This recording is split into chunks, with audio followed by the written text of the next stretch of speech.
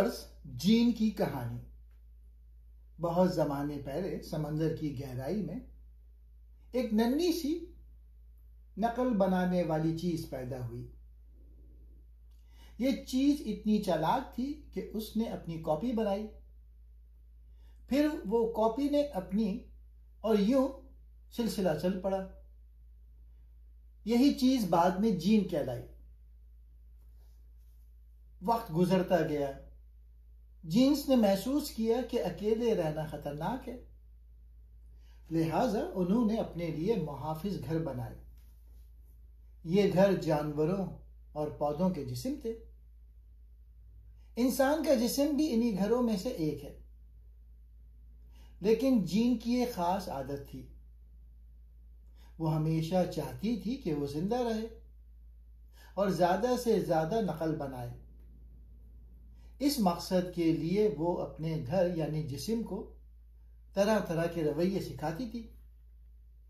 कभी जिस्म को बच्चों की हिफाजत करने पर मजबूर करती, कभी रिश्तेदारों की मदद करने को कहती, कभी सख्त मुकाबला करने को ताकि वसाइल पर कब्जा हो, कभी ताउन करने को ताकि सबकी बका के इम्कानात बढ़ें। यूं लगता था जैसे ये जीन्स खुदगर्ज हैं, लेकिन वो खुदगर्ज सिर्फ इसलिए थे ताकि वो हमेशा जिंदा रहें। फिर एक दिन जीन्स ने एक नई दुनिया दरियाफ्त की, ख्यालात की दुनिया। यहां उन्होंने जिस्म से निकलकर दिमाग में जाना शुरू किया। ये ख्यालात मेम्स कहलाए। गाने, जबान, कहानियां, मजहब, फैशन, ये सब मेम्स थे जो जीन्स की तरह फैलते और बदलते रहे। लेकिन इंसान ने एक राज जान लिया। अगरचे हम जीन्स के खेल का हिस्सा हैं, लेकिन हमारे पास एक ताकत है, सोचने और फैसला करने की ताकत। हम चाहें तो जीन्स की खुदगर्ज फितरत को बदल सकते हैं, बेहतर इखलाकी फैसले कर सकते हैं और एक मुख्तलिफ रास्ते इख्तियार कर सकते हैं। हम जीन्स के बनाए हुए हैं, मगर अपनी किस्मत खुद लिख सकते हैं। रिचर्ड डॉकिंस की किताब the selfish gene, Khudgarz gene, 1976 में शाया हुई और इर्तिका एवोल्यूशन के नजरिए को एक नई और सादा शक्ल में बयान करती है। इसका मरकजी ख्याल यह है कि इर्तिका का असल मरकज जीन है, ना कि फर्द या नस्ल। पहला पॉइंट, जीन का बुनियादी किरदार। किताब के मुताबिक जीन डीएनए का छोटा सा हिस्सा, जिंदगी की सबसे बुनियादी इकाई है जो अपनी बका और नकल रेप्लिकेशन के लिए काम करती है।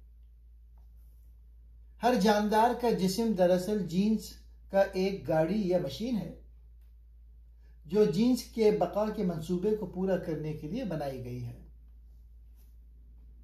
खुदगर्ज का मतलब, खुदगर्ज से मुराद ये नहीं कि जीन्स के जज्बात होते हैं, बल्कि ये कि वो अपने तहफ़्फ़ुज़ और अगली नस्ल में मुंतकिल होने को तरजीह देते हैं। ये तरजीह फितरी इंतखाब, नेचुरल सिलेक्शन के अमल में नजर आती है। रवैये की वजाहत।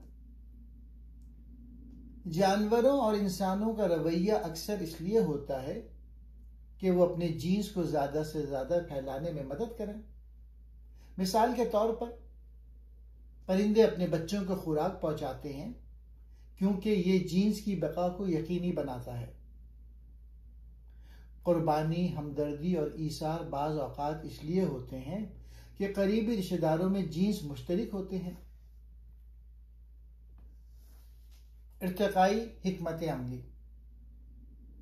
डॉकिंस बताते हैं कि जानदार अपने माहौल के मुताबिक ऐसी हिकमत अमली इख्तियार करते हैं जो उनके जीन्स की बका के इम्कानात बढ़ाए।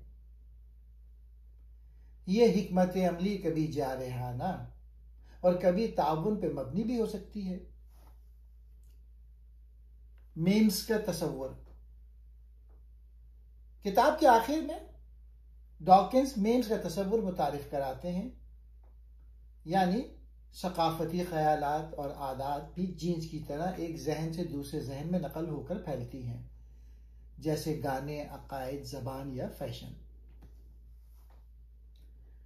इस किताब का पैगाम यह है कि हमें यह समझना चाहिए कि हम जीन्स के जरिए इर्तिका का नतीजा हैं, लेकिन चूंकि हमारे पास शऊर यानी कॉन्शियसनेस है, हम अपने खुदगर्ज जीन के असर से ऊपर उठकर भी फैसले कर सकते हैं। 6 पॉइंट्स को एक्सप्लेन करता हूं। जीन का बुनियादी किरदार। दी सेल्फिश जीन में रिचर्ड डॉकिंस वजाहत करते हैं कि जीन दरअसल जिंदगी के सबसे बुनियादी और मुस्तकिल इकाई है। जानदार, इंसान, जानवर, पौधे सब जीन्स के लिए एक तरह का आर्जी जिस्म या गाड़ी है जो जीन्स को महफूज रखने और आगे मुंतकिल करने के लिए काम करता है। जीन डीएनए का एक हिस्सा है जो जिस्मानी और रवैये से मुतालिक हिदायत महफूज रखता है। जीन्स का मकसद अपनी नकल तैयार करना है ताकि वो आने वाली नस्लों में मौजूद रहे।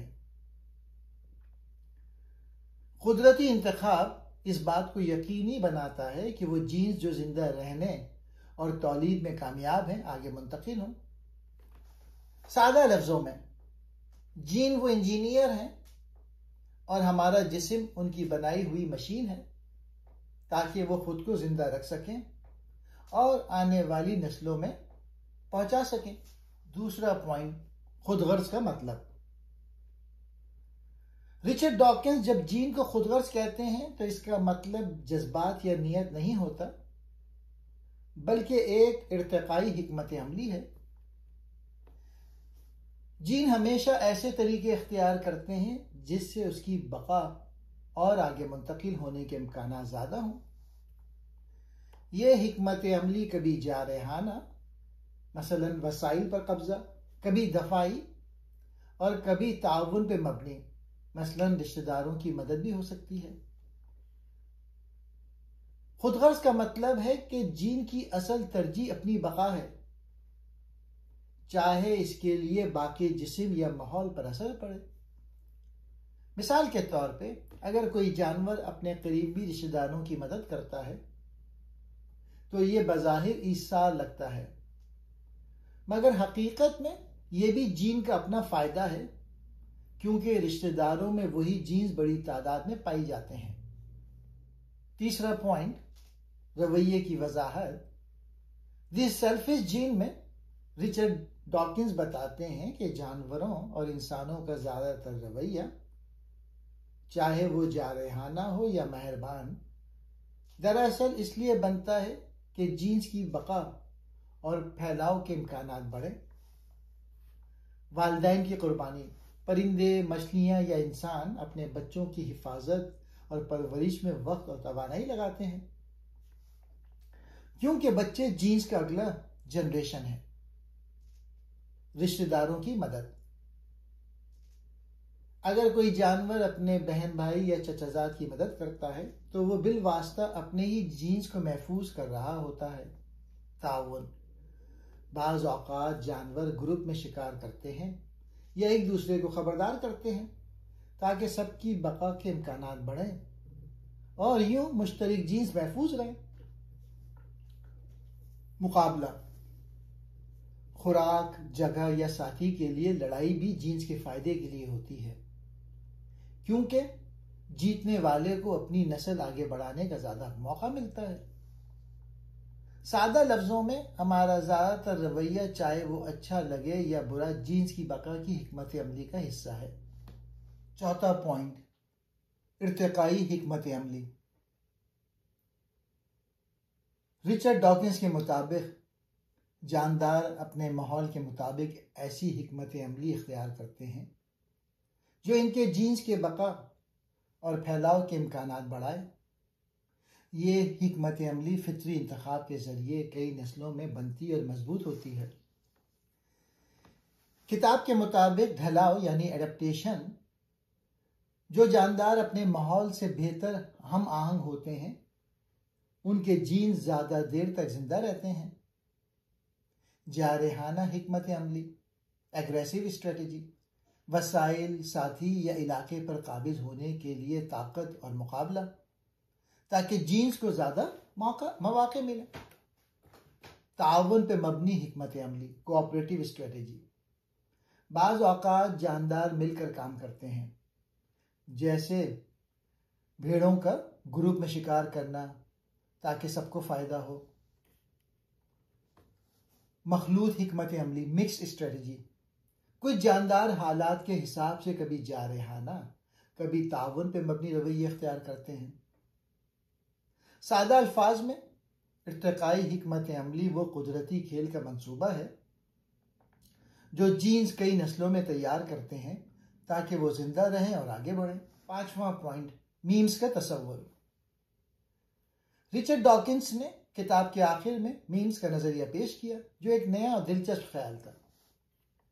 मीम्स का मतलब है ऐसा सकाफती या जहनी ख्याल जो एक दिमाग से दूसरे दिमाग में नकल होकर फैलता है, बिल्कुल वैसे जैसे जीन जिस्मानी खुसूसियात को आगे मुंतकिल करते हैं। ये ख्यालात, रिवायात, आदात, फैशन, ज़बान, मजहबी अकायद, मौसीकी या लतीफ़े हो सकते हैं। मीम्स भी जीन्स की तरह कुदरती इंतखाब से गुजरते हैं। जो मीम ज़्यादा पुरकशिश या मौसर हों वो ज़्यादा तेज़ी से फैलते हैं। जो मीम्स गैर दिलचस्प या बेअसर हों वो आहिस्ता आहिस्ता ख़त्म हो जाते हैं। इंटरनेट के दौर में मीम का मतलब अक्सर मज़ाहिया तस्वीरें या वीडियोस लिया जाता है, मगर डॉकिंस का असल मतलब इससे बहुत वसी है, यानी हर वो सकाफती ख्याल जो खुद को फैलाने की सलाहियत रखता हो। सादा लफ्ज़ों में जीन जिस्मानी खुसूसियात फैलाते हैं, मीम्स ज़हनी और सकाफती ख्यालात फैलाते हैं। इस किताब का बुनियादी पैगाम यह है कि हम सब जीन्स के इर्तिकाई खेल का नतीजा हैं और हमारे जिस्म और रवैये ज़्यादातर इसी मकसद के लिए ढले हैं कि जीन्स जिंदा रहें और अगली नस्लों में मुंतकिल हों। फितरत में जो भी ताउन, कुर्बानी या ईसार नज़र आता है, इसके पीछे भी जीन्स की बका का हिसाब होता है। लेकिन इंसान के पास एक अज़ाफ़ी सलाहियत है, शऊर, जो हमें मौका देता है कि हम अपने जीन्स की खुदगर्ज़ फितरत से ऊपर उठकर फैसला कर सकें। इसका मतलब यह है कि अगरचे हम जीन्स के पैदा करदा जिस्म हैं, हम अपनी सोच और इखलाकी फैसलों के जरिए जीन्स के प्रोग्राम को बदल सकते हैं। सादा लफ्ज़ों में हम जीन्स के कायदी नहीं बल्कि शऊर के जरिए अपनी किस्मत बदलने की ताकत रखते हैं। शुक्रिया।